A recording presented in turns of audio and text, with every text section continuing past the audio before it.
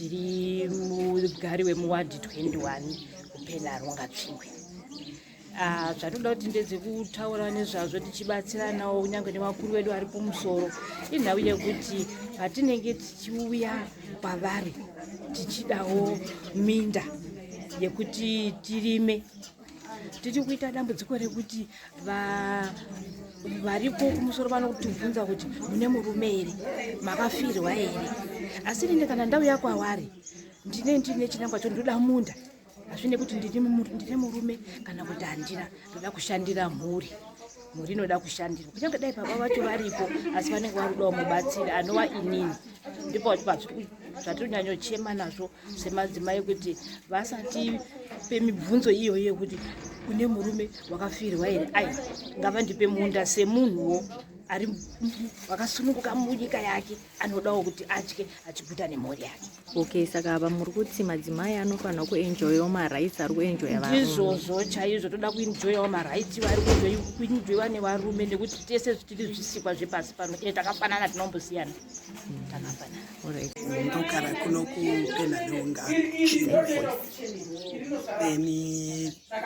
Concern yangu iri yokuti isusu sema-single mothers tiri kurambirwa kupuhwawo nzvimbo land yekuti tigare kana kurima, nokuti unonge uchinzi hauna murume. Pamwe unonge uchityira kuti pamwe unozotora varume vemunharaunda here, hatizivi. Saka vanobva kuti nzvimbo hapana, saka hauna kana chaungazototaura kumberi kwake kuti nhai Sabhuku ndoita sei. Zvinenge zvakuzotobudiridza futi kuti unonge wakuzotobvisa chiuko muhomwe kuti uwane land yekuti uwake. Saka wabvisa chiuko muhomwe yamhosva zvakare yekuti unonge wakutobudisa futi mari yekuti uwanewo pekugara, nekuti usakatodaroka unonge wagara wavharirwa kunze kuzori single mother, hauna chekudini pekugara nekuti hauna murume. Saka ndo zvimwe zvinhu zvakuzotikonzeresa kuti utotsvage mari yekuti upe chiuko muhomwe kuna Sabhuku uyu kuti akupe pekugara. Zvinoita kuti akuonawo sei, ukasvika wakachena-chenawo unotobudisa mari yakawanda. Pamwe pacho unonge wakutobudisa kana ma150 ma200 depending nekuti wakachenawo zvakadini, wakuonawo sei. Izvo kutogezawo munhu unofanirwa kuchena kungogeza. Saka unonge wakutonzi tipewo 200 apa unonge uri musingle hakuna mari yacho, uri kutotsvaga mari yekuti ndichiwakewo musha wekuti ndigare ndichirima.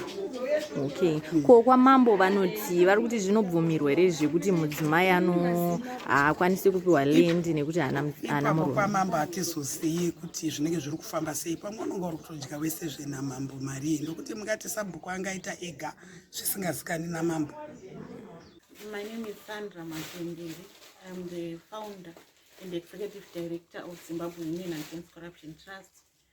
We are here in Chingwe, Manica Land, to conduct a program on gender responsive land administration in Zimbabwe. We want to hear concerns from women, especially when they are acquiring land. We understand women face a lot of challenges regarding land corruption. In most cases, they lose a lot of money to land barons and on these Sabhuku deals where they are paying money to Sabhukus to acquire land, which is something illegal which is happening in the community. So we want to empower the women about their land rights, to understand that land belongs to the state and that they have to do due diligence when they want to acquire land. Before they part with their cash, they have to know why they are buying the land and who they are buying from, and they have to understand the procedures of purchasing land.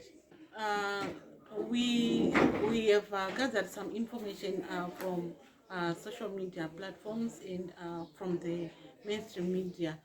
So we understood that Manica Land is one target area that we have to do some programs to empower and raise awareness about issues of land corruption, and also gather some information on how the corruption is impacting women in this community.